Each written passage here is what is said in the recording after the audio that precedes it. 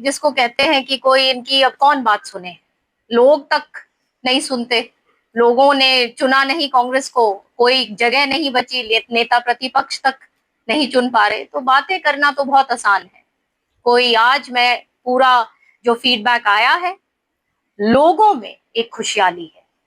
और आप तो पत्रकार भाई हो, आप भी लोगों में जाते हैं, आई एम श्योर आपका भी फीडबैक वही होगा। ये जो पुराना सामान है जिन पे पहले मुझसे मूल्य दर्ज है, तो जीएसटी काउंसिल कैसे निपटेगी, उनको इम्प्लीमेंट कैसे करवाएगी? पुराना सामान है जिन पर पहले से अंकित है उनका, तो उसको कैसे इम्प्लीमेंटेशन में कैसे स्टार्टिंग में कुछ दिक्कतें हैं, उनसे निपटने के लिए क्या व्यवस्थाएं रखें?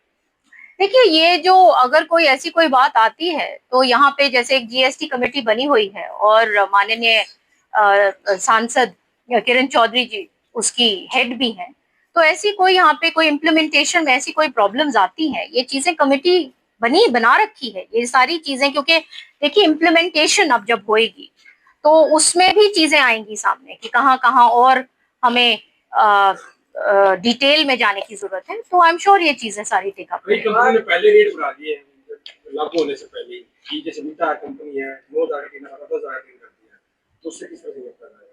जैसे मैंने कहा कि ये कमिटीज हैं यहाँ पे, और ये जो ये कमिटीज बनी हैं इस काम के लिए, वो सारी की सारी चीजें ये स्मूथ वर्किंग के लिए सारा काम होगा। एक मीडिया इंटरव्यू में पूर्व मुख्यमंत्री भूपेंद्र सिंह हुड्डा से पूछा गया था कि भाई आपकी जो पार्टी के लोग थे वो एक बापू बेटा एंड कंपनी के आरोप लगाते थे, किनकी वजह से कांग्रेस हारी है। उनका एक ही जवाब था कि जो लोग आरोप लगाते थे वो पार्टी बदल चुके हैं, मैं तो आकांक्षी थे। क्या प्रतिक्रिया?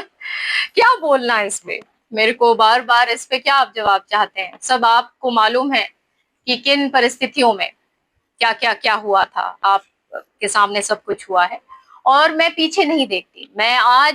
मैं तो भगवान का बहुत धन्यवाद करती हूँ कि मुझे एक ऐसा रास्ता मिला, एक बहुत अच्छी पार्टी मिली, बहुत अच्छे नेता मिले, अच्छे प्रधानमंत्री मिले, और हम अब लक्ष्य के साथ, मेहनत के साथ काम कर सकते हैं और अपने लोगों की आवाज उठा सकते हैं। इससे अच्छी और बात क्या हो सकती है? बाढ़ के बाद किसानों के लिए सबसे बड़ी समस्या है तो उसके लिए सरकार क्या कदम उठा रही है? खास तौर पे एक फसल खराब हो चुकी है, दूसरी की अभी जो है होने की कोई संभावना नहीं बन पा रही, कई जगह ऐसी है, तो सरकार देखिए, सरकार ने काफी सारे ऐसे स्टेप्स उठाए हैं। एक तो जैसे ई क्षति पोर्टल है, जिसके तहत जो नुकसान है फसल में वो दर्ज करके फिर वो कॉम्पेंसेशन वो मिलेगा।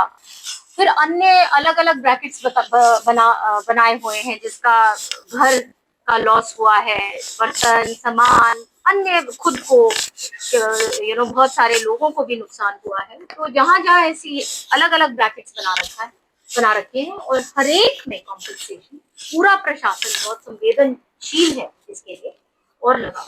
28 से 18 किया गया है, 12 से 5 किया गया है, 5 से 2 किया गया है, तो जो कम किया गया उसमें रेवेन्यू जो कम होगा उसकी पूर्ति के लिए कैसे कार्य कर पाएंगे? पूर्ति कैसे होगा? देखिए, ग्रोथ को लेकर के क्या कहेंगे, देश की इकोनॉमिक ग्रोथ पे क्या इफेक्ट रहेगा? जैसे मैंने कहा कि ये कोई एक रात के अंदर, एक दिन के अंदर ये निर्णय नहीं लिया गया, और स्वयं प्रधानमंत्री जी ने कहा कि हमें बहुत 11 साल लगे यहाँ तक पहुंचने, मेहनत करी, तब जाके हम ये जीएसटी को इस प्रकार से आम आदमी के लिए बना सके।